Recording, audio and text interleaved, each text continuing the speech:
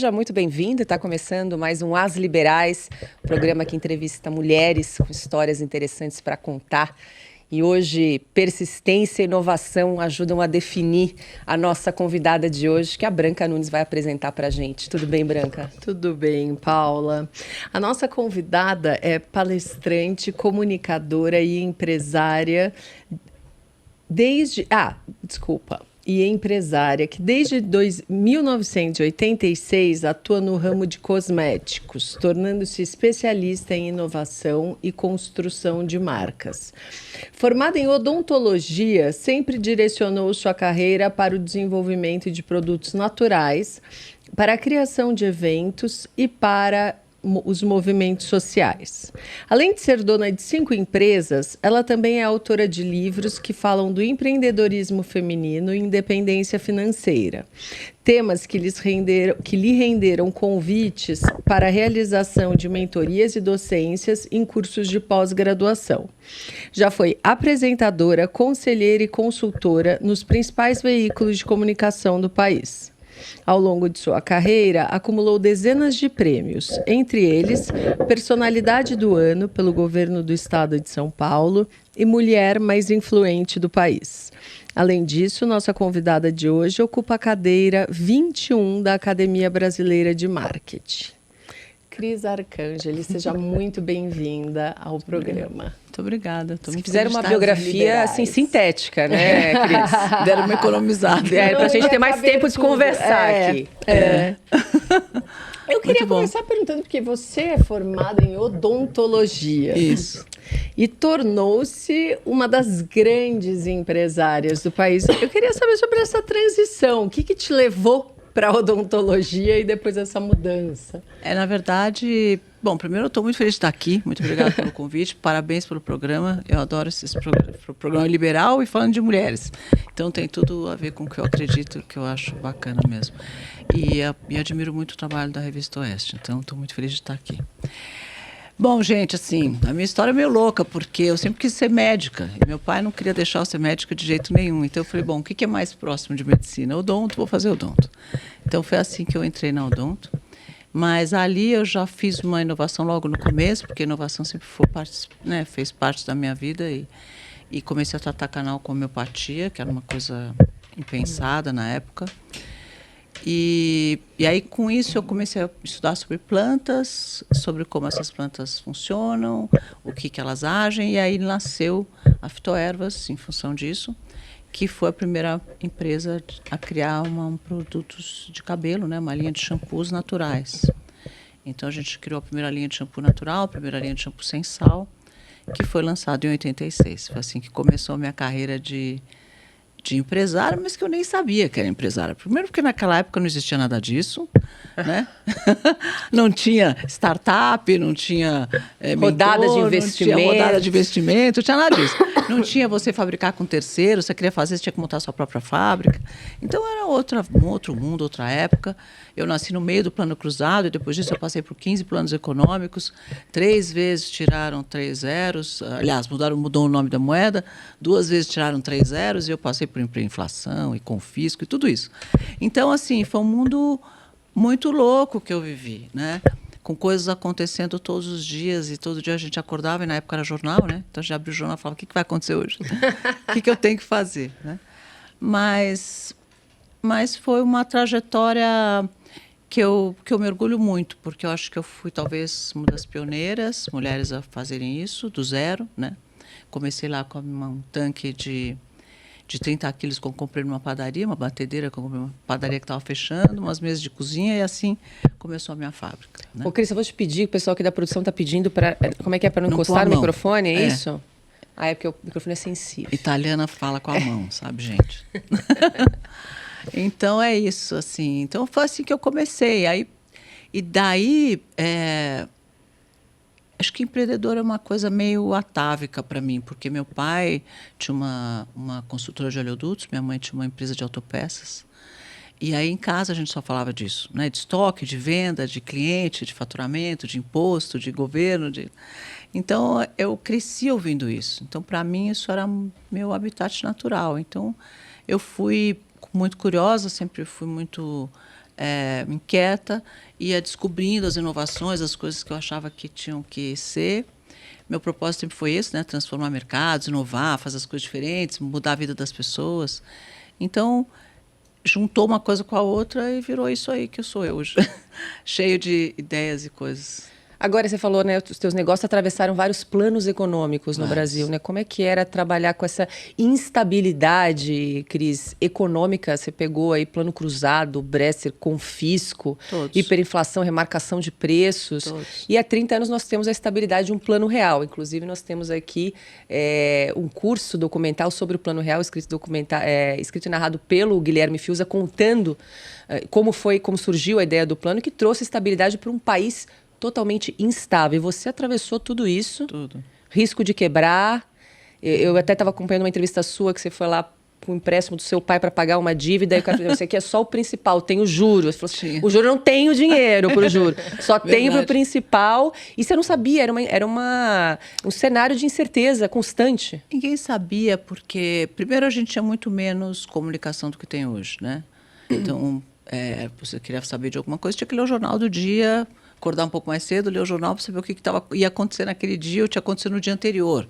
Quer dizer, é quase engraçado hoje você pensar que você lê hoje o que aconteceu ontem. Mas era assim, né? Então, as coisas eram mais lentas, você não sabia o que acontecia em outros países, porque não tinha internet, então você queria saber o que estava acontecendo ou lançando, você tinha que pegar um avião e ir lá ver, porque ninguém te contava o que ia acontecer lá. Então, não tinha essa de você falar, o mercado lá fora... Parece engraçado, mas era assim. Então, você tinha mais tempo para pensar sobre as coisas, mais tempo para reagir, né? Porque você tinha mais tempo de pensar, as coisas eram mais lentas. Porém, por outro lado, você tinha muito menos informação. Então, antecipar tendências, imaginar o que vai acontecer, as necessidades das pessoas, para que você possa inovar, porque para você inovar, você precisa imaginar o que vai acontecer lá na frente, era muito mais difícil, né? Mas eu fui acostumando a lidar nesse mundo. Eu lembro que quando o Collor falou que abria a importação, que eu vivi durante 20 anos, não tinha importação, né? O Brasil era fechado, você não tinha nada importado no Brasil. Aí, quando o Collor falou que abria a importação, foi uma crise.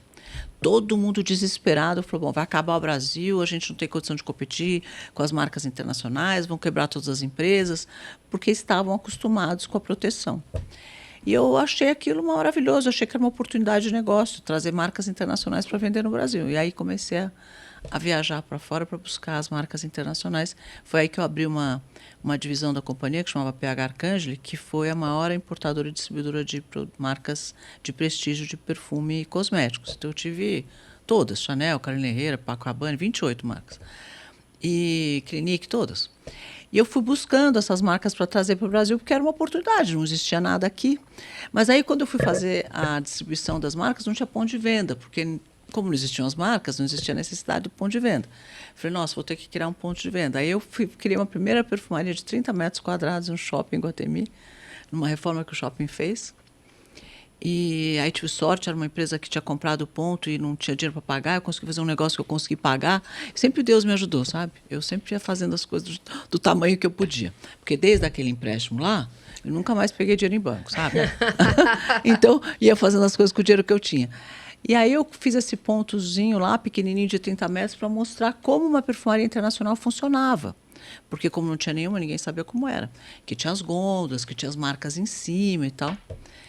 E aí fiz até uma rede de franquia dessas lojas para que essas lojas pudessem crescer, para que a gente pudesse vender os produtos.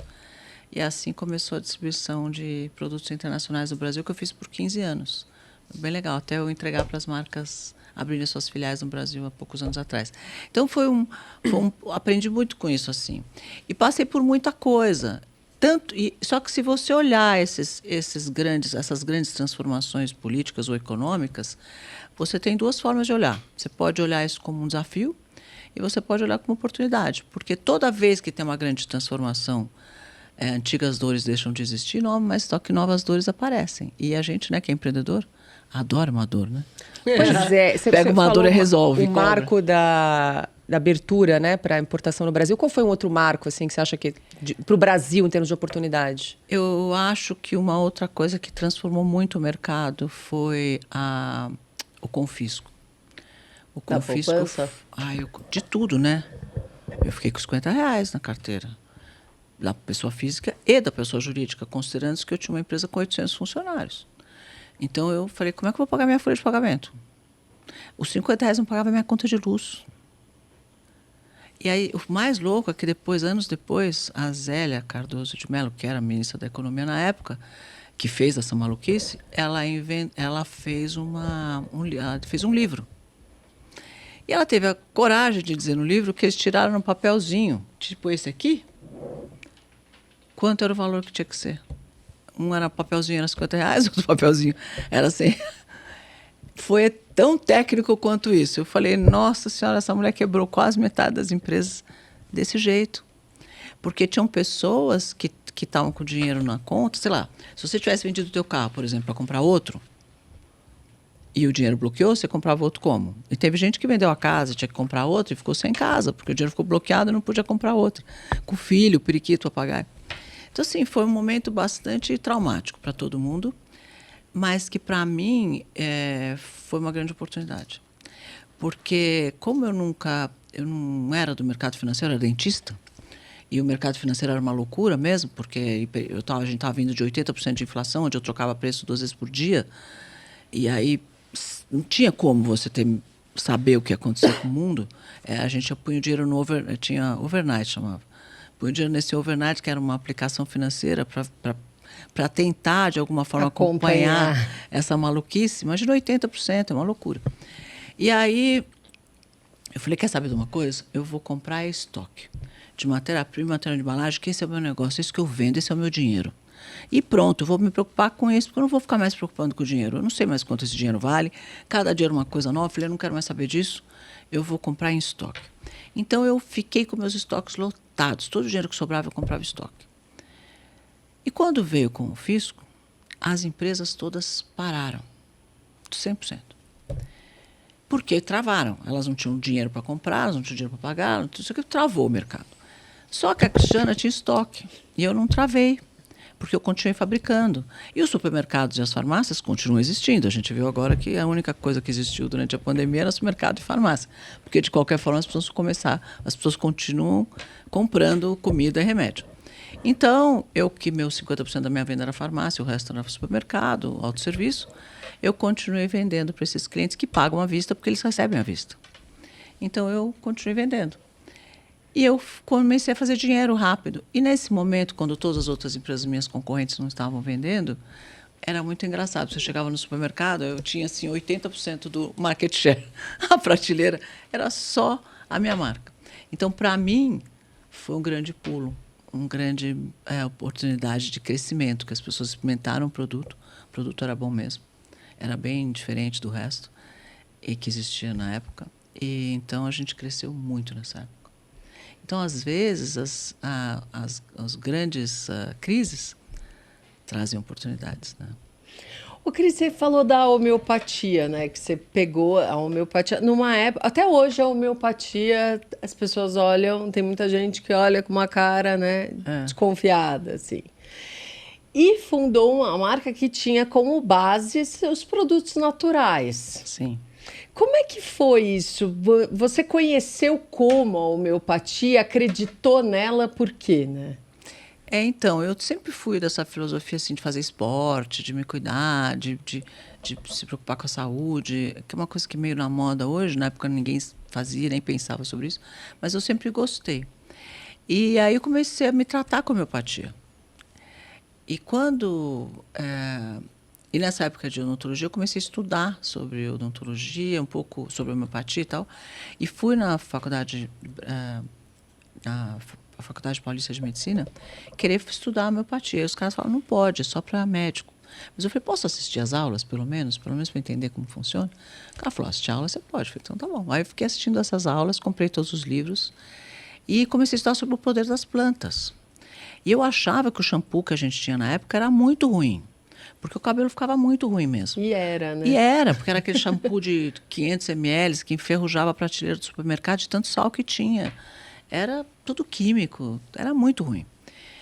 E o meu cabelo era ruim, eu queria para mim um produto bom, né? Porque a dor sempre começa na gente, né? A gente fala, nossa, eu queria para mim um produto melhor. E assim eu contratei um químico, comecei a desenvolver produtos à base de plantas.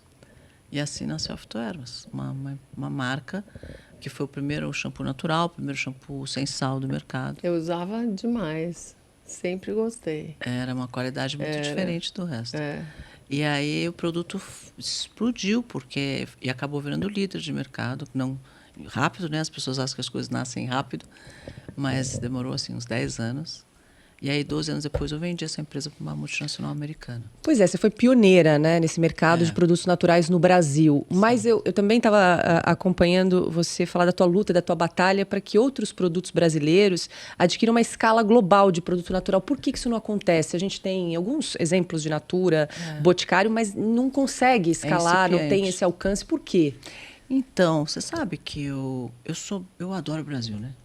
Eu sou brasileira, eu adoro o Brasil, eu adoro esse país, eu acredito muito no Brasil, eu acho o melhor país do mundo. E a gente tem tudo aqui. Qualquer coisa. Eu acho que se fechar o mundo inteiro, a gente vive tranquilo, sem nada, sem ninguém. Porque o Brasil é maravilhoso mesmo, tem tudo. E eu falava, por que a gente não tem uma marca brasileira de representatividade internacional? Por que quando você chega numa loja de departamento ou num supermercado, não tem uma marca brasileira igual tem Argentina, sei lá, espanhola, portuguesa, americana, por que não tem brasileira? E eu não me conformava com aquilo. Então, o meu propósito sempre foi criar uma marca brasileira de representatividade internacional. Então, desde a Fitoervas, eu viajei 550 milhões de vezes, visitei os consulados brasileiros em todos os países, participava das feiras, para tentar colocar a minha marca lá, porque eu achava que a gente tinha que ter uma marca brasileira lá.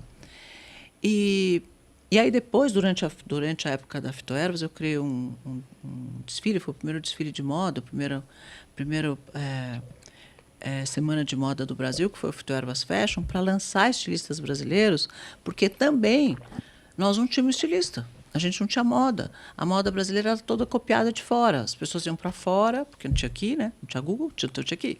Ia para fora, fotografavam as vitrines, voltavam aqui, copiava todas as coisas que eram feitas fora, e era essa a moda brasileira. E a gente tem talentos incríveis, e tinha já talentos incríveis, que ninguém conhecia. E aí que eu comecei a pensar. Todas as marcas grandes de cosmético, de prestígio do mundo, vieram da moda. Então, ou é o perfume da Chanel, é o perfume do Christian Lacroix, o perfume do Calvin Klein, a maquiagem do Gucci, a maquiagem, sei lá, de quem for. Vem sempre da moda. Então eu falei, eu vou lançar uma marca, os estilistas brasileiros, porque a hora que esses estilistas ficarem grandes e fortes, eu lanço uma marca de cosmético brasileira, embaixo de uma marca de um estilista brasileiro, e aí sim a gente vai conseguir exportar para o mundo todo o que é a moda brasileira, o conceito brasileiro, o modo do brasileiro, ver a moda, ver a beleza, né? A mulher brasileira é maravilhosa, linda, né? Então, como a gente vai mostrar isso para o mundo? Vamos mostrar a partir de um estilista brasileiro. Foi assim que surgiu a ideia do Fitoervas Fashion, que nasceu para fazer esse grande... Era um grande concurso lá de novos estilistas para participar do evento, e foram 8 edições. A gente lançou 61 nomes da moda brasileira, quase todos que estão aí hoje nasceram no Fitoervas Fashion. E aí veio o primeiro prêmio de moda também, que era o Fitoervas Fashion Awards, que foi o primeiro televisionado ao vivo pela MTV. E assim nasceu a Semana de Moda, que depois virou São Paulo Fashion Week, né? Então, sempre com a ideia de que a hora que eu tivesse um estilista brasileiro de marca forte, pudesse ter uma marca de cosmético internacional. Mas quando você batia a porta dessas embaixadas para falar do teu produto, como é que era a receptividade deles lá fora? Olha, eu tive muito boas experiências com as embaixadas, eles recebem a gente super bem. Eu participei de algumas feiras, inclusive de feiras só para empresas de mulheres, para ajudar empresas de mulheres no mundo inteiro e tal. Participei de uma na Holanda, em Haia, que foi bem legal. Mas, assim, é muito difícil. É muito difícil você ir para frente, porque a concorrência é muito grande. E conforme as marcas foram se globalizando, hoje você anda em qualquer lugar do mundo, você vê quase as mesmas vitrines em todo lugar, com as mesmas coisas, os mesmos produtos em todas as gôndolas. Não importa se você está na Espanha, na Portugal, ou na Austrália, ou nos Estados Unidos, ou sei lá. É o mesmo produto que está na gôndola, as mesmas marcas que estão no shopping, as mesmas coisas que estão acontecendo. Ficou até meio chato, na minha opinião. Porque naquela época a gente viajava e cada lugar tinha a sua Identidade. A sua identidade, justamente. Tinha suas marcas de luxo, tinha suas marcas de moda, tinha suas marcas mais fashion. E hoje não. Você vai ver o mesmo Gucci em todas as lojas, com a mesma vitrine, vai ver o mesmo tal. Então, ficou um pouco globalizado e essa concorrência ficou muito difícil para os pequenos crescerem. Então, às vezes, você vê uma pequena marca que se destaca e aí logo depois ela é comprada por um grande, então entra depois nessa máquina de novo de moer carne e acaba até às vezes desaparecendo, porque os grandes têm pouca paciência para a marca nicho, né? A gente que cria tem mais paciência de procurar esse cliente nicho, etc. As marcas grandes têm pouca paciência para a marca nicho, então ela acaba que morre dentro do Quais próprio marcas brasileiras hoje você gosta, assim? Olha, de cosmético eu gosto de várias e de moda também várias. Eu acho que tem muita coisa legal que a gente faz aqui, que poderiam representar muito bem o Brasil lá fora, né? Com a nossa cara de Brasil, que é legal, né? Que é diferente. E aí, às vezes, eu vejo americanos fazendo coisa com o nome de Brasil. Outro dia eu vi uma marca que explodiu lá fora, que chama Bumbum Cream, do bumbum brasileiro, com a história do bumbum brasileiro, né? Explodiu lá fora, mas só que é um gringo que faz, não somos nós. Então, assim, sei lá. Eu acho que tem muita oportunidade ainda para o Brasil crescer. Cris, você falou de paciência, né? Que as grandes marcas aí não têm muita paciência para essas marcas de nicho. Falando um pouco dessa nova geração, você que tem muita experiência hoje com empreendedorismo, startups. Essa nova geração está mais impaciente? O mercado está mais acelerado? É um pouco de tudo? Como é que você vê isso? Porque antigamente você tinha mais, né, paciência para fazer a coisa crescer do zero, tirar do chão. Parece que todo mundo hoje quer ser o CEO da sua própria startup. Você tem essa sensação? Olha, é sempre meio polêmico isso quando eu falo sobre isso, porque eu acho que as pessoas tinham um propósito de criar uma marca, perpetuar essa marca memorável e deixar um legado, deixar para os filhos. Então, você vê marcas que têm lá 100 anos, 150 anos, né? Uma Nestlé da vida, uma L'Oréal da vida, marcas grandes. Hoje, as pessoas querem crescer a marca e virar unicórnio. Tá bom, virou unicórnio e what's next? Né? Assim, o que você vai fazer com isso? Então, não adianta você crescer muito rápido e desaparecer depois de 3 anos. A gente quer ver marcas perpetuarem. O segredo não é crescer, o segredo é perpetuar. Como ficar na moda durante 30 anos? Como crescer a sua marca durante muitos anos? Como fazer com que aquele negócio se perpetue e deixe um legado e transforme o mercado por onde ele passou.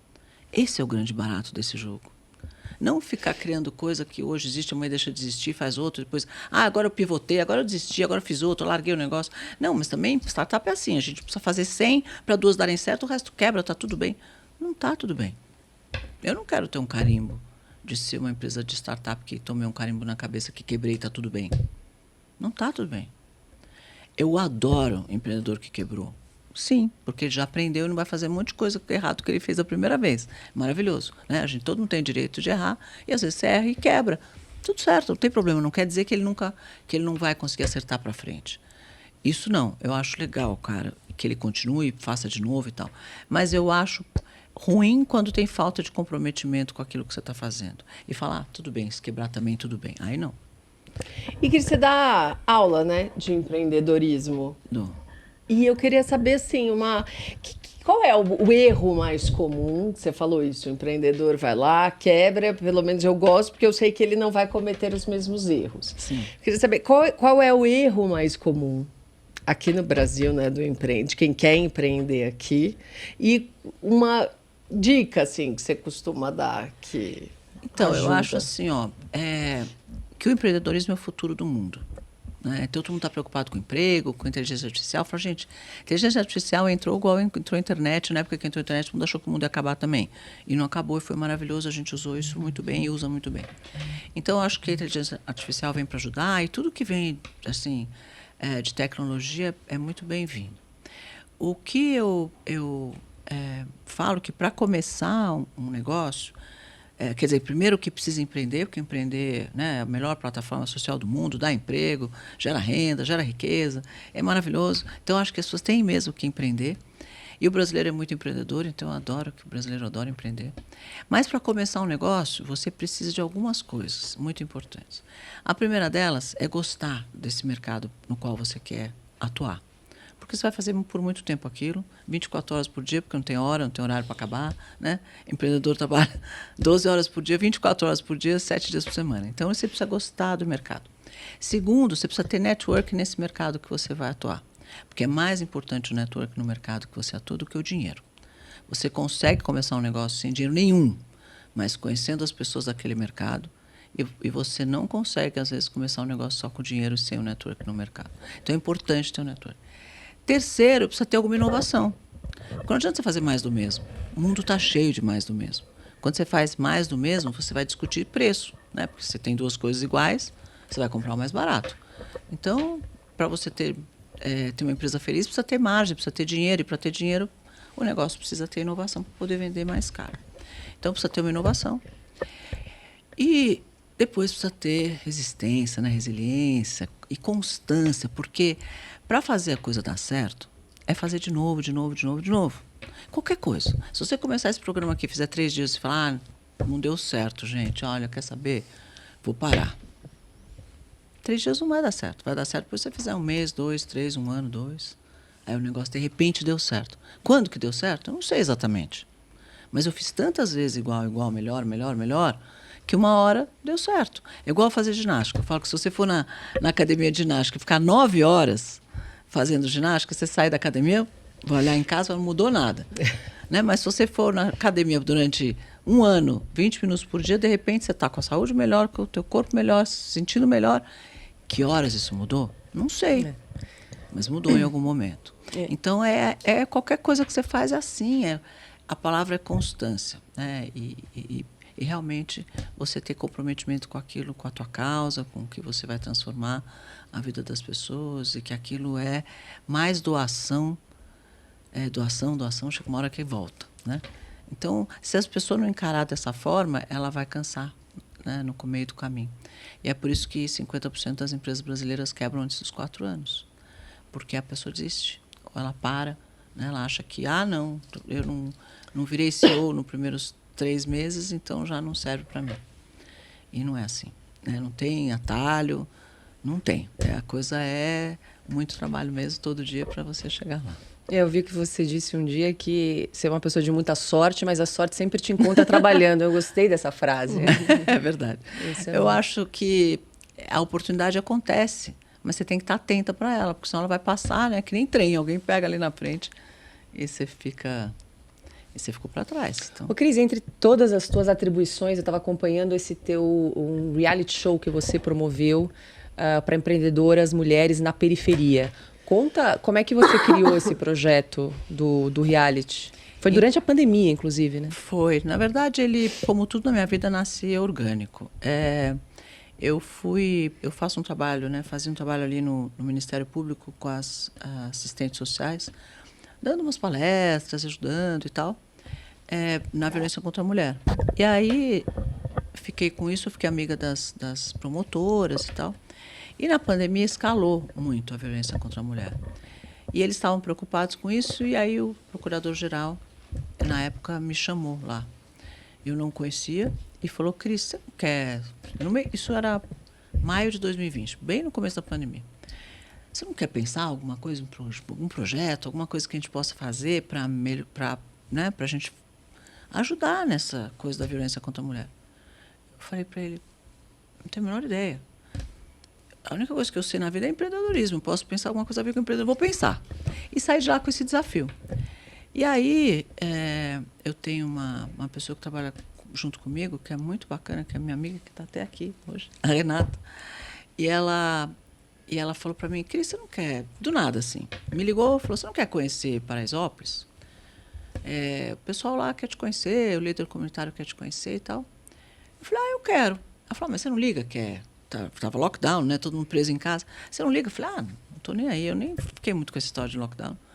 Eu falei, tá bom, eu quero. Aí fui conhecer.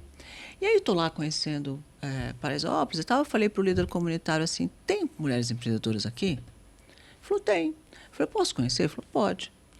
Olha, gente, Até recomendo que vocês chamem essas mulheres para vir ao programa de vocês. Ele me apresentou 5 mulheres, que eu fiquei encantada com elas. Mulheres incríveis, mas incríveis mesmo. E aí eu fiquei ouvindo a história delas e o que elas faziam e tal, virei para eles e falei assim, gente, como é que eu posso ajudar essas mulheres? Aí ele brincou comigo, faz um Shark Tank aqui. Eu falei, quer saber, eu vou fazer. Eu volto terça-feira, eu vou fazer o Shark Tank aqui, imagina. A minha equipe olhou para mim na época, eu estava com 2 pessoas comigo e falou assim, o que você está fazendo? Como é que você vai vir na favela terça-feira que vem fazer um Shark Tank aqui, no meio da pandemia, lockdown? Você bateu a cabeça e falou, não sei, mas alguma coisa eu vou fazer. Aí eu cheguei em casa, pensei, como é que eu vou fazer isso? Eu falei, já sei, vou fazer uma competição de pitch entre elas. E quem ganhar, vai ganhar um prêmio e eu vou dar o prêmio. Então tá bom. Aí explica só o que é pitch para as nossas audiências. O pitch é quando você conta sobre o seu negócio em 3 minutos. Então ele é uma síntese, né, um resumo bem curto mesmo, que são 3 minutos para você contar a história do teu negócio. Tentar vender o teu negócio. Né? Você vai contar o que ele é, que a dor ele cuida, como é que ele resolve a dor, quem são as pessoas, como é que é a equipe, como é que ele funciona, etc. Qual mercado ele atua, etc. Então é um resumo do negócio. Falei, nós vamos fazer uma competição de pitch. A que fizer o melhor pitch ganha o prêmio, era R$15 mil o prêmio. Tá bom. Aí falei, vamos então lá, todo mundo, né? Peguei umas pessoas comigo, falei, vamos levar uns celulares, a gente grava. A pessoa falou, celular? Eu falei, claro, mas nós vamos gravar como? Não tem ninguém para gravar nada, tá todo mundo em casa. Falei, não, a gente, quem sabe, consegue um cara de uma produtora que tope ir. E realmente arrumamos uma produtora beneficente, que falou, vamos, porque naquilo era tudo beneficente, falou, vamos, eu vou lá gravar. Eu nem conheci o cara, conheci ele lá. Aí chegou lá e falou, bom, como é que nós vamos fazer? Eu empurrei a mesa lá do líder comunitário, peguei umas pessoas que estavam lá. Era uma escola que vocês gravaram? O que era? Era o que eles chamam de... Como é que chama? Pavilhão social. Pavilhão. Era o pavilhão social, onde o Gilson fica, que é o prefeito, o líder com o Gilson Rodrigues, que aliás é um cara maravilhoso. E aí ele tinha a sala dele, tinha uma mesa, empurrei a mesa assim, falei, pus umas cadeiras atrás que ele tinha lá da mesa, peguei a minha assistente que estava comigo, que ficava sempre comigo no Shark Tank, então ela sabia como é que treinava o pitch. Falei, vai lá fora, treina o pitch com as meninas e eu vou chamando uma por uma. Fechado? Tá bom. Aí sentamos na mesa, abriu uma, saiu outra e tal. E a gente foi falando com elas. Só que como ali não era um Shark Tank, era realmente uma competição de pitch, o que a gente queria mais era conhecer essas mulheres, a gente foi dando conselhos. Olha, em vez de fazer isso, faz assim. O outro falava, em vez de fazer isso, faz assado. Olha que boa ideia essa que você está fazendo, mas você poderia fazer isso, mais isso. E foram saindo várias ideias para elas, para cada uma delas. E eu fui anotando tudo isso. Quando terminou a competição de pitch, a Costurando Sonhos ganhou, a gente deu elas se abraçaram, ganhou o prêmio e tal. Eu falei, só que tem o seguinte, eu não vou parar aqui, eu vou continuar vindo aqui, até a gente fazer tudo isso que tem na lista, eu vou ajudar vocês. De cada uma delas? De cada uma delas. Eu vou ajudar vocês a fazer tudo isso que está aqui. E aí eu continuei indo lá, a gente conseguiu ajuda de um jeito, de outro, parceria, mentoria, educação empreendedora, não sei o quê, continuamos. E a gente foi fazendo isso durante a pandemia inteira até setembro do outro ano, de 2021. E fomos gravando esses episódios de tudo que a gente ia fazendo lá. No final da gravação, dessa história, eu dei a fita lá para o pessoal do meu escritório e falei, vamos editar isso, vamos pôr no meu YouTube, para mostrar o que foi feito e tal. Porque ali nasceu, vamos voltar para o Ministério Público, desculpa, gente, vamos voltar para o Ministério Público, eu falei, aqui vai nascer um negócio chamado Empreender Liberta. Porque se você empreender, você tem independência financeira. E se você tem independência financeira, você pode tomar suas próprias decisões, ter suas próprias escolhas. E se você estiver num momento de crise ou num momento onde você é mais desafiador na sua casa, você pega os seus filhos e vai cuidar da sua vida. Mas você tem que ter dinheiro para fazer isso. Então você tem que empreender. Então, se as mulheres empreenderem, elas vão ter liberdade, né? Independência financeira e liberdade. E aí nasceu o movimento que eu tanto queria para o Ministério Público. Falei, gente, nasceu. Empreender liberta. E vamos difundir essa história de empreender liberta, vamos ajudar as mulheres a empreenderem. E, bom, e aí eu fiz isso com essas mulheres, etc. Quando terminou o programa, peguei essa edição de tudo que a gente gravou e falei, pessoal, edita aí, vamos pôr no meu YouTube, que era pequeno, inclusive, na época. Aí eles puseram a fita no ar, feita assim, né? Sem edição. Era um negócio, contando a história do jeito que ela era. E esse negócio explodiu, porque as pessoas viram um negócio que elas não viram. E eu comecei a receber vídeo dos líderes comunitários de todo o Brasil dizendo: a minha favela também é empreendedora, vocês têm que vir para cá, empreender liberta mesmo, porque gera renda, porque gera emprego, porque empreendedorismo é o caminho, a gente tem uma favela empreendedora. E eu comecei a receber isso de todas as favelas do Brasil, do G10. Eu falei: nossa, gente, que coisa mais legal isso. Aí eu falei: tira esse negócio do ar, tá muito ruim esse programa. Aí peguei um editor do Shark Tank e falei: faz um favor para mim, edita esse negócio. E tava todo mundo em casa, né, gente? Vamos lembrar que era a pandemia. Falei: você edita esse negócio para mim? Ele falou: eu edito. Falei: então tá bom. Aí ele editou, mas falou: nossa, que porcaria que se gravou aqui, né? Não tem sequência, não tem roteiro, não tem nada. Falei: não tem nada. A gente foi fazendo na cara e na coragem. Então ele pegou aquilo, consertou da melhor forma que ele podia, e a gente pôs no ar e ficou bem legal. Eu vi, tinha uma abertura bonitinha, tava bacana. Não é? Tá bonitinho? Tá, muito legal. Então, e a hora que eu assisti, eu falei: gente, esse é o primeiro reality show do mundo de impacto social. E é o primeiro reality show que não elimina ninguém. As pessoas que torcem para quem vai ganhar a competição de pitch. Então você torce para quem vai ganhar e não para quem vai perder, para quem vai ser excluído. Então não exclui ninguém, ele só inclui. E a pessoa que ganha, a gente torce para quem vai ganhar o prêmio dos 15 mil reais, que é a competição de pitch. Eu falei: olha que legal, esse aqui é um reality show diferente. E é o primeiro de impacto social. E assim nasceu Comunidades a Mil, que é um reality show de impacto social, que a ideia é que isso rode todas as favelas do Brasil. E aí agora a Band se prontificou a dar um horário para o programa, porque tem que ser um canal aberto, porque obviamente é para todas as favelas poderem assistir e se motivar. E é muito legal porque a gente começa a ver as crianças que nascem e crescem, às vezes com crenças limitantes nas favelas, falando: olha, eu tenho que ser jogador de futebol, garçom, pedreiro, é a única coisa que tem para mim. Não é. Você pode ser empreendedor. Né? Então começam a ver que tem outros caminhos e as mães começam a descobrir que elas também podem empreender.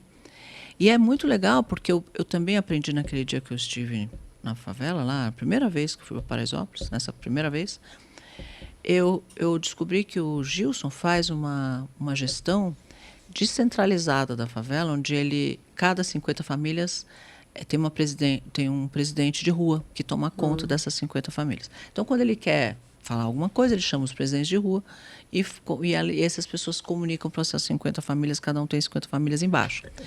E, pasme, que 87% das presidentes de rua são mulheres. Então a gente fala: nossa, a favela, no final, é gerenciada pelas mulheres, porque elas são as presidentes, 87% são presidentes de rua. Então é muito legal assim, o trabalho que as mulheres fazem nas favelas.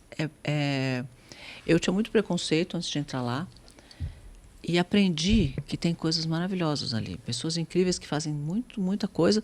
Paraisópolis fatura 700 milhões de reais por ano. É uma favela super empreendedora, tem muita coisa bacana. Como outras, né, pelo Brasil. Então, acho que fazer esse trabalho do Comunidades a Mil, a gente agora está procurando patrocínio. Patrocínio que é um patrocínio, na verdade, beneficente também, porque é só para pagar a produção do programa, porque ninguém ganha nada para fazer isso. Para pagar só a produção. Então, o próprio patrocinador vai pagar só a produtora direto. E a gente vai gravar pelo Brasil inteiro, mostrando as mulheres empreendedoras, né, das favelas. Esse primeiro que ganhou, Cris, era o que? Era o projeto? Qual era o projeto? Chama Costurando Sonhos. É um trabalho que elas fazem com costureiras nas favelas. Então, elas ganham as marcas de costura, elas colocam nas casas das mulheres e um pouco tá nessa oficina delas. As mulheres trabalham ali, elas ganham para fazer isso, elas vendem os produtos delas, elas empreendem. E são maravilhosas. Para você ter ideia, a Costurando Sonhos fez o vestido da Miss Brasil para o Miss Universo. Foi feito para Costurando Sonhos, a última. Olha que bacana. Muito legal. Elas são incríveis. Agora, nesse projeto só participaram mulheres, né? Só. Falando sobre empreendedorismo. Agora, falar de empreendedorismo para mulheres é diferente para homem, Cris? Tem empreender... particularidades? Não, empreender é igual, né? Para todo mundo. Mas você tem essa bandeira do empreendedorismo feminino. É porque eu gosto de puxar as mulheres para empreenderem por causa do Empreender Liberta. Mas eu acho que o homem e a mulher são muito complementares, sabe? Quando a gente fala de gestão. O homem é mais estratégico, mais prático. A mulher é mais detalhista, mais mais cuidadosa em relação ao que ela vai fazer. E esses skills, né, essas características, são muito complementares. Por isso que eu não sou a favor de uma coisa só feminista ou só machista. Eu acho que a mulher e o homem se complementam e são importantes esses skills, sabe?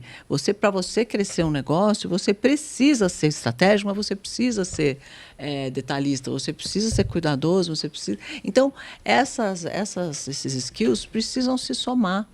Então, é importante que tenham homens e mulheres em todos os lugares. E quando às vezes eu entro em algum lugar, algum conselho, algo de empresa e tal, quando eu vejo, ou alguma empresa que eu vejo que a direção é toda masculina, eu falo, tá faltando mulher aqui, não tá não, hein, gente? Eu sempre dou uma provocada, porque com certeza tá.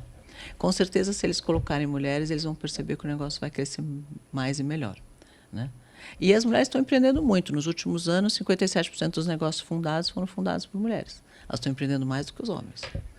Então, tem muita coisa por vir ainda, né? A gente está só começando. O Cris, você também é pioneira na criação de alimentos com colágeno. Como é que você tem uma ideia? Então, né? É assim que... falo que é orgânico. Acontece orgânico, só que você tem que... Porque a inovação, as pessoas às vezes imaginam que é que você tem alguma estrela diferente, ou que você veio de alguma espaçonave, que você tem algum talento sobrenatural diferente das outras pessoas. Não é. Todo mundo pode inovar. Qualquer pessoa pode inovar, contanto que ela seja curiosa e observadora. Porque quando você observa o hábito das pessoas, como elas vivem, o que elas fazem, de que jeito elas fazem, você começa a falar, nossa, isso aqui podia ser diferente. Olha, aqui tem uma oportunidade, olha, aqui tem uma inovadora, olha, aqui aconteceu uma crise e mudou esse mercado, olha, aqui apareceu. Então, você tem que ser curioso, inquieto e observador. E você vai descobrir uma inovação. E isso todo mundo pode ser. Não é nenhum talento diferente que eu tenho do que os outros não têm. Eu sou igual a todo mundo, né? Falo que ninguém é melhor que ninguém. É só você realmente buscar essa sensibilidade de observar o que está acontecendo no mercado.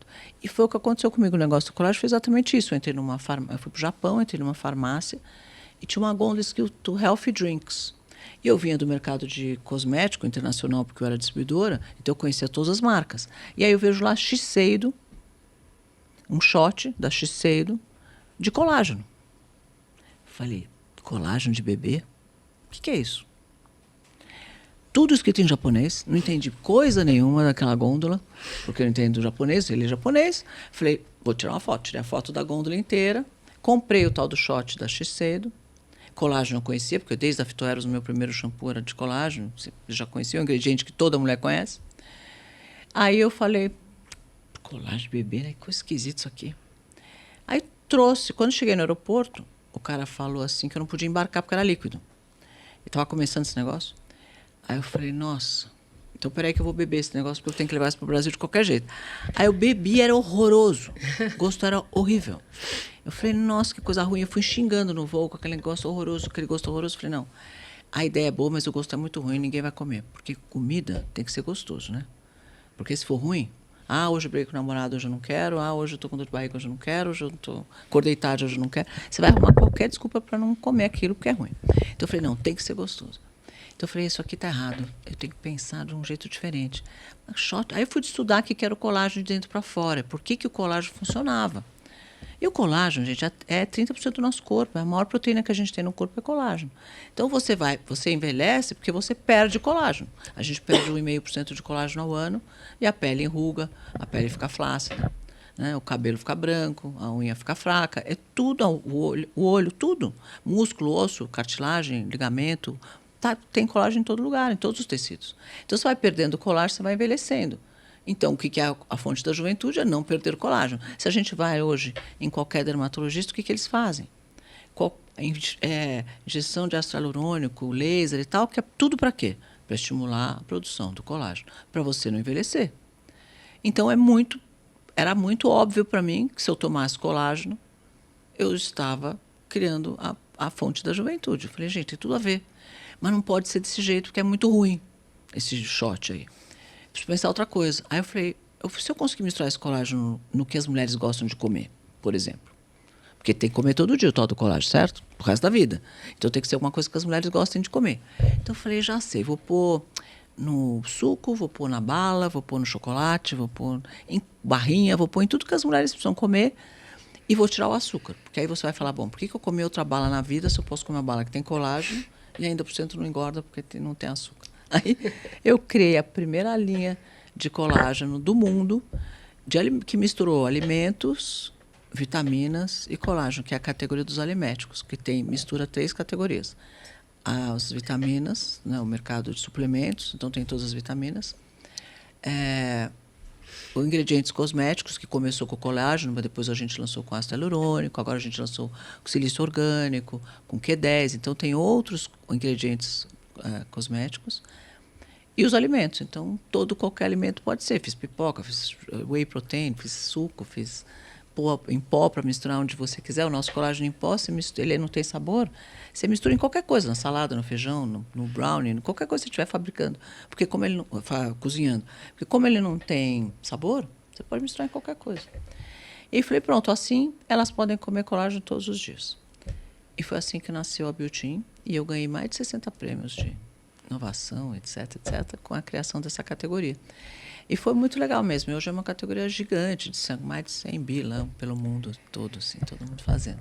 Cris, eu queria falar um pouco sobre a tua quase incursão na política brasileira, mas antes disso, já que a gente está falando de inovação, quero falar um pouco sobre a Revista Oeste, porque a Revista Oeste também é inovação. É muito. É um veículo que já nasceu 100% digital, nasceu em plena pandemia. Eu acho que um dos grandes diferenciais da Revista Oeste é que ele já nasceu como um veículo posicionado. Isso traz muita transparência e dá muita credibilidade para quem nos acompanha. Então, nós temos lá no site, revistaoeste.com, um pacto, onde a gente ali, de forma muito transparente e clara para os nossos leitores, para quem nos acompanha, a gente define quais são os nossos princípios, quais são os nossos valores, aquilo que nós acreditamos. Então, menos intervenção estatal, menos burocracia, valorização do empreendedorismo, mais privatizações, um Estado menos inchado, tudo isso a gente defende, a gente deixa isso muito... Liberdade. Liberdade de imprensa, de expressão religiosa, exatamente. Então, nós deixamos isso tudo muito claro para quem nos acompanha desde do day one da Revista Oeste. E isso acho que faz toda a diferença para o nosso veículo. Eu sou assinante, sou apaixonada e sou fã da Revista Oeste. Parabéns. Obrigada. Mesmo. Esse é um depoimento, gente, espontâneo aqui no meio do programa. Espontâneo mesmo, não é para jabá não, é verdade mesmo. Eu sou e fiz questão de vir aqui, porque eu acho que é isso que a gente precisa, que o Brasil tenha liberdade, empreendedorismo, qualidade de vida, né, para as pessoas poderem exercer o que elas quiserem. A liberdade, ela vem para você permitir que o outro faça o que ele quiser, mas que também me permita fazer o que eu quero, né? Então, hoje eu sinto muito assim que as coisas começam a discutir o que eu penso. Eu não tenho que aceitar o que você pensa. Então, por favor, aceita o que eu penso também. E por assim nós vamos ser felizes o resto da vida, amigos, né? Então, quando você tem que querer obrigatoriamente mudar o status quo que era para uma coisa nova e sem permitir que o outro continue pensando do jeito que ele queria, ou vivia, ou pensava, aí está errado, né? Então, a liberdade é quando todo mundo pode fazer o que quer, contanto que ele não invade o espaço do outro, né? O direito do outro. E hoje eu tenho sentido os meus direitos muito invadidos, e isso está me incomodando. Então é isso. Para uma imprensa livre, né?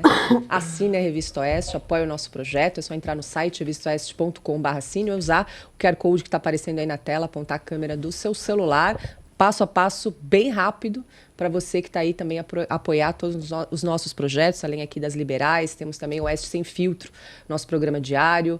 Temos o Estúdio Oeste, Oestecast, o nosso site e, claro, a nossa revista digital, que vai ao ar sempre às sextas-feiras com conteúdo exclusivo, com um timaço de jornalistas que você só encontra aqui na Revista Oeste. Bom, já que estamos falando de liberdade, queria falar um pouco sobre a tua experiência na política, que você quase virou vice... nenhuma que eu tenho, né? Não. A experiência nula que eu tenho. Foi convidada para integrar uma chapa, vice-governadora aqui do estado de São Paulo, nas últimas eleições, é isso, né? Foi filiada ao PSDB, foi filiada ao Novo, agora está sem filiação nenhuma, é isso? Eu agora estou sem, mas eu gosto do PL, eu gosto também do Republicanos. Talvez um dia eu me filie de novo. Pois é, ano que vem tem eleições municipais, né? Por enquanto não pensa em nada nessa área, Cris. Então, eu acho que quando começaram a me chamar para isso, né, sendo que nunca foi minha ambição política, nunca tive ambição política, eu falei, por que será que isso está acontecendo? Né? Porque se fosse uma pessoa, como foram 3 partidos que me chamaram para esse cargo, que é um cargo majoritário, logo de cara, assim, né? Eu falei, por que isso está acontecendo? E comecei a refletir sobre isso. E talvez fosse um momento onde...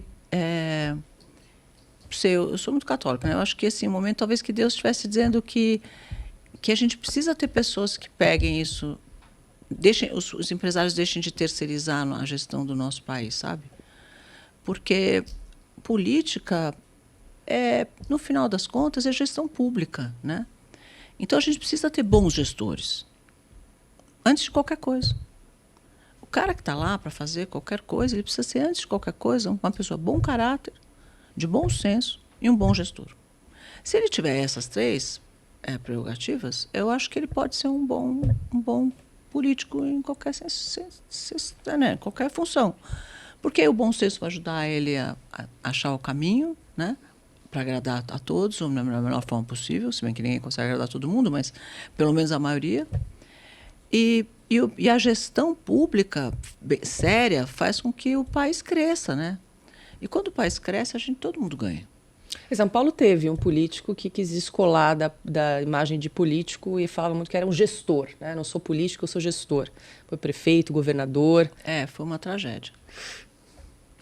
Eu não sei, olha, eu vou te falar uma coisa, eu tenho um grande... Assim, eu fui muito amiga do Dória, eu gosto dele. Trabalhei com ele no Aprendiz, a gente fez um programa de reality show juntos. Ele é um bom empresário, sempre se mostrou um bom empresário. Eu votei nele como prefeito, votei nele como governador. Mas eu discordo dele com a gestão que ele fez na pandemia. Foi muito difícil para os empreendedores, porque para a empresa, o que mais você precisa para conseguir crescer é de uma palavra: planejamento. Quando você consegue planejar o seu ano, o seu dia, a sua semana, você sabe quantos funcionários você tem, quanto você vai faturar, quanto você vai ver, quando você não vai poder abrir, quando você vai poder fechar, quando você não sei o quê, você consegue se organizar. Aquela forma com que foi feito, que hoje abre, amanhã fecha, depois abre de novo, depois fecha, quebrou muito a empresa. Eu fiquei tão, assim, paranoica, para falar a verdade, durante a pandemia, que eu sentava de manhã cedo na frente do computador e fazia live, fazia conversa com o empreendedor, e pitch, não sei o quê, e mentoria para empreendedor, de manhã até meia-noite. Eu não saía da cadeira. Eu tive uma coisa na perna de muscular de tanto ficar sentada. Eu nunca fiquei tanto sentada tanto tempo na vida. Porque eu falava, vai quebrar todo mundo. Porque um empreendedor pequeno não tem caixa para ficar 6 meses fechado, 3 meses fechado, 2 meses fechado. Né? E não tinha... O discurso não era também um discurso positivo, né? Era um discurso da catástrofe. E não a tinha gente perspectiva, só viu né? Discursos de catástrofe. E assim, eu acho que você não pode tratar um empreendedor como um bandido, porque ele abriu a empresa dele. Uhum. Eu vi gente fechando porta, batendo em gente na rua que precisava vender. E assim, se tivesse tudo fechado, e realmente essa necessidade existisse, se tivesse tudo fechado, tudo bem. Mas nós tínhamos muitas coisas funcionando, né? Muita gente andando de ônibus na rua, muita gente andando, fazendo delivery, né? E os restaurantes funcionando delivery, as farmácias funcionando, os restaurantes... Então, qual a diferença entre uma farmácia e uma empresa? Sim. Né? Deixasse o cara abrir algumas horas por dia, sei lá, gente. Assim, o que não pode é você passar por cima da necessidade básica daquelas pessoas que tinham famílias e que precisavam daquele dinheiro para subsistir. E que de um dia para o outro para de faturar, faz como? Paga como as contas da casa? Para você ter uma ideia, os cabeleireiros, os salões de beleza ficaram fora de todas as faixas. Não era, tinha faixa roxa, amarela, laranja, azul, sei lá, que tanta faixa, raio de faixa. E os cabeleireiros ficaram fora das faixas. E aí tinha sido considerado como bem como é que chamava? Eram os essenciais que podiam abrir, né? Isso. Então, o cabeleireiro foi considerado essencial. Aí, aqui em São Paulo, disseram que não era essencial. Tá bom, não era essencial, mas não estava em faixa nenhuma. Então, eles não voltavam, nunca. Só que, assim, o cabeleireiro tem manicure, né? As manicures, elas são, sei lá, milhões. Essas mulheres sustentam as casas. Porque 43% dos lares brasileiros são sustentados por mulheres sem marido dentro, sem companheiro, sem ninguém. E se elas não trabalham, elas sustentam como? Então, aí eu não tinha nada a ver com isso, porque eu não tenho cabeleireiro, eu não invisto em cabeleireiro, não tenho nada a ver com cabeleireiro. Lá fui eu, junto com os presidentes do sindicato dos cabeleireiros, quantas e quantas vezes na prefeitura para tentar resolver esse problema, que eu não tinha nada a ver com isso. Mas eles não atendiam nas pessoas. Então, eu falei, se você vier com a gente, eles atendem. Eu falei, então eu vou. E lá fui eu, e eu não tinha nada a ver com isso. Mas eu não me conformava, eu sou muito mesmo inquieta, eu não me conformo com injustiça, sabe? Eu não me conformava de ver aqueles cabeleireiros fechados. E aí as pessoas atendendo as manicures em casa. Então a manicure pegava o ônibus, onde ela podia ser muito bem contaminada. Aí chegava na sua casa, da sua casa para casa da outra, e levava o seu vírus para casa da outra. Eu falei, gente, é melhor abrir o cabeleireiro com todos os cuidados do que você ficar pegando essas manicures atendendo de porta em porta. Cabeleireiro, isso, empreendedor, escola, né? Tudo, Cris? entendeu? Então, assim, as coisas... eu hoje, assim, você pensa o gap de educação que essas crianças tiveram, que estavam na fase... todas as fases, né? Minha filha estava numa faculdade de arquitetura e perdeu 2 anos de faculdade. Aí eu vi crianças de 5, 6 anos, 4 anos que estavam alfabetizando, que ficaram sem se alfabetizar. Então, acho que a gestão ali durante a pandemia foi bastante difícil. É claro que hoje a gente olhar para trás, o engenheiro de obra feita, né, é mais fácil, mas na época eu já fui bastante contra e falei muito na época e fui na prefeitura milhares de vezes, enchi as paciências de todo mundo, porque eu achava que não fazia sentido. Coisas que não têm bom senso nunca vai funcionar. Então, tem que ter sentido. Então, se não pode funcionar, então não pode ter ônibus, não pode ter delivery, não pode ter lixeiro na rua. Por que o lixeiro pode trabalhar e você não pode? Por que o cara do delivery pode sair na rua e pegar ônibus? Por que a manicure pode andar na rua de uma casa para outra e o cabeleireiro não pode ir, não pode abrir? Sei lá. Então, as coisas não tinham bom senso. Então, para mim, não paravam em pé. Então, eu fiquei bastante contra isso na época, não contra ele como pessoa, mas contra a política que foi implantada na época dessa... E fui várias vezes lá também, viu? Conversar com a Patrícia Heller, que é uma mulher maravilhosa, que eu tenho um respeito enorme, fez um trabalho incrível. E foi uma lutadora, uma mulher incrível, que foi uma lutadora durante essa época da pandemia, fez um trabalho maravilhoso. Então, acho assim, a gente precisa de gestor, mas precisa de bom senso, precisa de comprometimento, assim, com o bem-estar das pessoas também, né? Cris, e agora? Você está... Como é que você está otimista? Você está...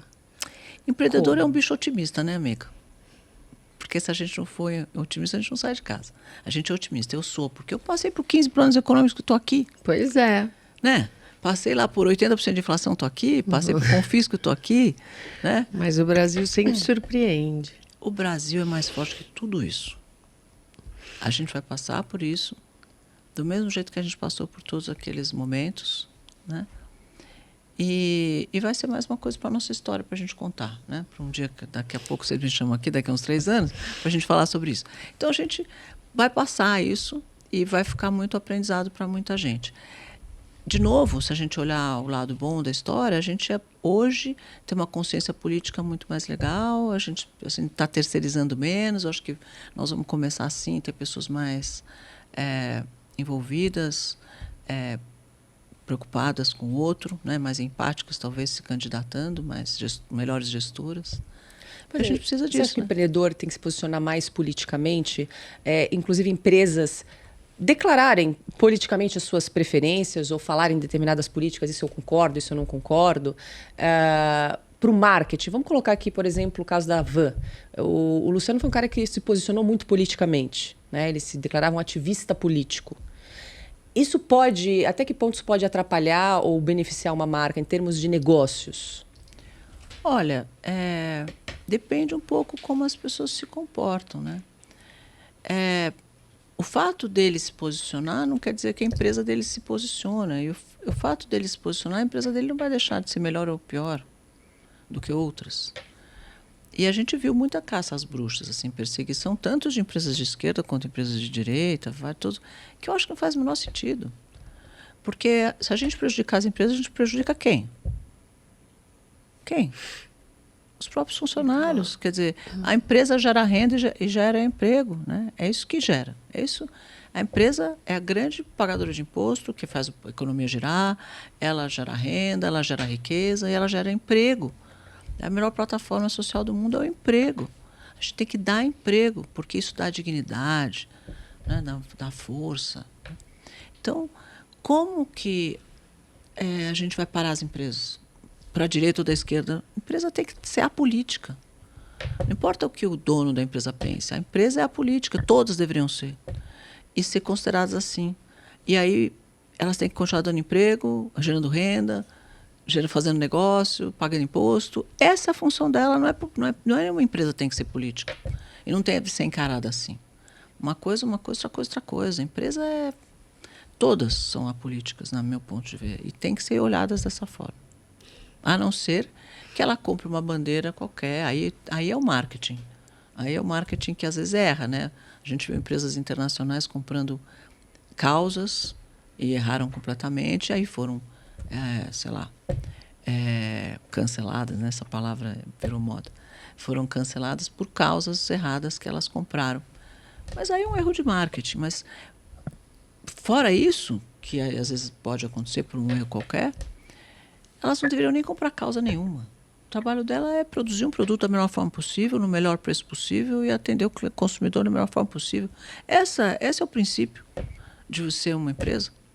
Não é fazer marketing, não é fazer causa, aliás, fazer marketing do produto sim, mas não é fazer marketing de causa, não é fazer marketing político. Mas hoje está muito assim, hoje, né, Cris? Porque eles estão personalizando a pessoa jurídica. Pois é, está tudo errado. Está errado. Empresa não é isso. O princípio da empresa é fabricar um produto ou um serviço, prestar o melhor serviço possível para aquele consumidor, entregar aquilo no melhor preço possível, atender aquele consumidor da melhor forma possível, porque quem manda na empresa é o consumo do consumidor. E é isso. É isso. Pagar seus impostos e pagar seus funcionários da melhor forma possível, com respeito, e é isso. E se a gente olhar as empresas dessa forma e entender que elas são isso, elas são entidades apolíticas e deveriam ser vistas desta forma. Aí depois, se a pessoa física da pessoa quiser ter uma bandeira política e tal, você pode discutir aquela pessoa, mas não a empresa. Porque se a empresa formal ou a empresa for cancelada, vamos falar, né? Então não comprem mais. Eu vi lá listas de empresas que não eram para comprar, que eram de esquerda, listas de empresas que não eram para comprar, que era de direita. Eu falei, já socorro, metade do Brasil é esquerda, metade é direita, metade não vai comprar das empresas de esquerda, metade não vai comprar das empresas de direita, nenhuma empresa vai vender nada. O que vai acontecer com o Brasil? Que besteira isso, gente. Não é para cancelar nem empresa de direita nem de esquerda. As empresas têm que vender, têm que faturar, têm que dar emprego, têm que pagar imposto. Deixa elas lá trabalhando para a gente, porque o Brasil precisa disso. Enquanto isso, vocês vão discutir política em outro lugar, em outro quarteirão. Não é aqui. Deixa as empresas em paz, elas não têm nada a ver com isso. Não deveriam ter. Não mistura a pessoa física com a pessoa jurídica. Nem o caixa e nem o entendimento político. A dificuldade de ter um anunciante, não quero anunciar porque esse é um programa político ou tem alguma coisa, algum viés. É complicado isso, muitas vezes, para veículos. Então, porque atraírem também publicidade. Os veículos de mídia no mundo, né, parece que isso é mundial, não é só aqui, também começaram a tomar viés político, que também está tudo errado. Porque o papel da mídia é mostrar as coisas como elas são. Certas e erradas, não importa se é direita ou de esquerda. Vão ter coisas de direita que acertaram, vão ter coisas de direita que estão erradas. Vão ter coisas de esquerda que estão certas, vão ter coisas de esquerda que estão erradas. E o papel da imprensa é o quê? Mostrar isso. Isso aqui foi certo, isso aqui você fez errado, isso aqui está certo, isso aqui isso é legal, olha que legal que tal pessoa fez. Não vou mostrar porque ele é de esquerda. Isso aqui que o cara de direita fez errado, eu vou mostrar. Não vou mostrar o bom. Aí você começa a ser parcial, que é a primeira regra que a imprensa não pode ser, é parcial. A primeira. Quando você vai estudar jornalismo, o que você aprende? Primeira coisa, imparcialidade. É a primeira coisa que se ensina. A imprensa tem que ser imparcial. E no mundo ela deixou de ser. Aí ela está fazendo um desserviço, que ela é uma empresa de prestação de serviço, ou não. O jornalismo presta um serviço para as pessoas, de informar o que está acontecendo. Se ela informa de uma forma distorcida, ela está fazendo um desserviço, em vez de prestar um serviço. Então, assim, olha, o básico nunca vai sair de moda. O que é certo e errado nunca vai deixar de nunca vai sair de moda. Então a imprensa tem que ser imparcial, a empresa tem que ser apolítica, as pessoas. E assim é. Nunca isso vai sair de moda, porque o bom senso mostra que esse é o melhor caminho. E as pessoas têm que ser livres para pensar e agir do jeito que elas pensarem e quiserem. E a gente tem que respeitar o outro, o direito do outro pensar e querer pensar do jeito dele. Não vou deixar de gostar de você porque você gosta de amarelo e eu gosto de azul. Entendeu? Então, assim, essa É a liberdade, né? é a liberdade de você viver numa sociedade. Porque se eu quiser que todo mundo pense igual a mim, eu não estou mais vivendo numa sociedade livre. Então, é o básico. Eu falo que empreendedorismo é o básico. Fazer um produto bom, vender bem, atender o consumidor. Mas isso aí é o básico, o beabá. Mas é. Você pode ter vários nomes chiques e bacanas em inglês, mas o básico nunca vai sair de moda. O verdadeiro nunca vai sair de moda. O que funciona para todo mundo nunca vai sair de moda. A liberdade nunca vai sair de moda. Porque é assim que funciona. Então, tudo que vem depois disso é fantasia que vai fazer as pessoas ficarem batendo cabeça e se desgastando e se estressando à toa. Bom, Cris, nós temos um quadro aqui no programa que é a nossa caixinha de pergunta surpresa para você. Socorro. Escolhi bem. Que, aliás, você tem tanta história que você pode fazer a parte 2 aqui conosco. Deixa que eu... Você que lê? Então vai. Ô, Cris, antes de ler essa pergunta, eu só queria saber como é que é, porque a gente viu algumas fotos de você fazendo exercício, com esse corpaço lindíssima. Eu queria saber como é que é a tua rotina. Se você faz exercício. Todo dia. Então, acho que empreender é empreender em você mesmo primeiro, sabe? Porque, como eu falei, empreender não é uma coisa muito fácil, né? Todo dia você precisa ter condicionamento físico, força, resistência, resiliência, disciplina. E a gente não aprende isso na aula de história nem de geografia.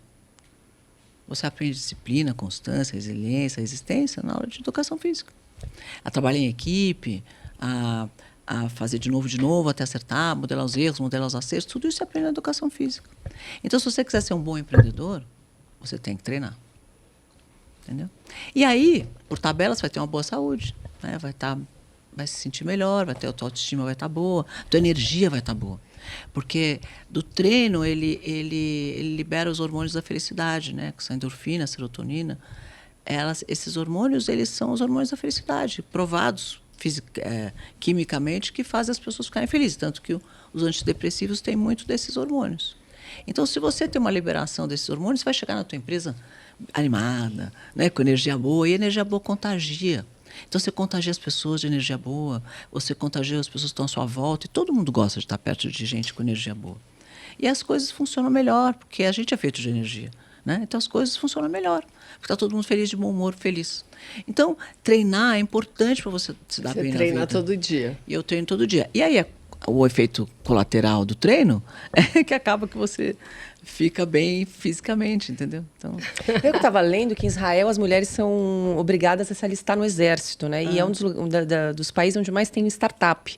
E aí, era até o criador do Waze, que criou o Waze, falando que o alistamento no exército, essa questão do exercício físico, da disciplina, da resiliência que você aprende, né, na dor física, você traduz isso também para o teu ambiente de negócios, né? Sem dúvida. É isso. Sem dúvida. Qual o nome da mulher mais importante da sua vida? Não sei se importante, né? Porque importante é sempre a mãe da gente, né? Que dá o caminho. E minha mãe sempre foi empreendedora e sempre me mostrou o caminho. Mas eu acho que uma mulher que é uma curiosidade que mudou bastante para mim as coisas, foi a Madonna. Olha que louco, sabe por quê? Porque eu sempre gostei de música, né? Eu adoro música, então eu ouço música, assisto show de música, o programa que eu mais gosto na vida é show de música.